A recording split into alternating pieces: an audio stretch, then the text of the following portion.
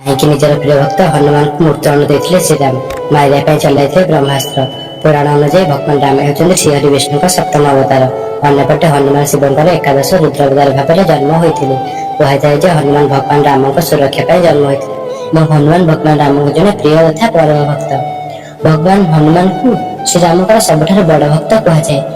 हनुमान जी छाती चिरी देखाई केवल श्रीराम को हृदय रुहति। तो तापर कौन है प्रभु राम निजर अति प्रिय भक्त हनुमान का प्राण नेबाक प्रस्तुत हेले से हनुमान को मृत्युदंड देते। केवल एतिक नुहे भगवान राम हनुमान का प्राण नेवाई ब्रह्मास्त्र चलाई। आसतु जानिबा संपूर्ण कहानी भगवान राम और हनुमान का कहानी। भगवान राम और हनुमान सह जड़ित एक किंवदंती अनुଯାयी थर देव ऋषि नारद वशिष्ठ विश्वामित्र और महान ऋषि मान सभा राम दरबार चली और राम ना प्रभु राम बड़ बोली सभार आलोचना चली। अर्थात राम अधिक शक्तिशाली ना राम का ना अधिक शक्तिशाली। सभारे समस्त विद्वान ही चर्चा निजर निजर राय रखुले। समस्त लोक राम को अधिक शक्तिशाली कहते कि नारद मुनि कहवा मुताबक राम का ना राम अधिक शक्तिशाली। निज कथा को सत्य प्रमाण करने चेष्टा करते। हनुमान जी सभारे उपस्थित थे। चुपचाप भाव में समस्त ऋषि मुनि कथा शुणुले। सभा शेष होगा केवल विश्वामित्र को छाड़ी समस्त ऋषि मुनि को सम्मान करने को नारद मुनि हनुमान जी को कहते। किंतु विश्वामित्र को कहीं सम्मान करेंगे नहीं बोली हनुमान जी पचारि। नारद मुनि कहते विश्वामित्र प्रथम राजा थे से ऋषि नुहति। हनुमान जी समस्त ऋषि मुनि मान सम्मानित करते। नारद जी कहते विश्वामित्र को अणदेखा करते नमस्कार करते। विश्वामित्र अपमान देखा रागिगले से हनुमान जी को मृत्युदंड देवाक प्रतिज्ञा करते।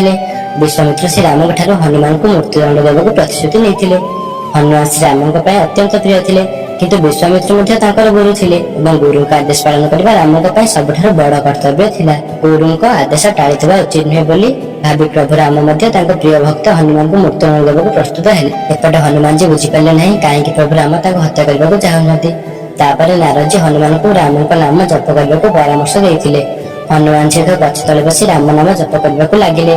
राम नाम जप करने बेले से राम स्वर एत व्यस्त हो गले से गभीर ध्यान को चलीगले। जितेबाला प्रभु राम हनुमान तीर चलवा आरंभ कले से कौन प्रभाव पड़ा ना कारण से राम भक्ति लीन थे। तीर विफल देखी राम भाविले कि मोर नाम जप करुवा भक्त को मुझे क्षति पहुंचाइबी।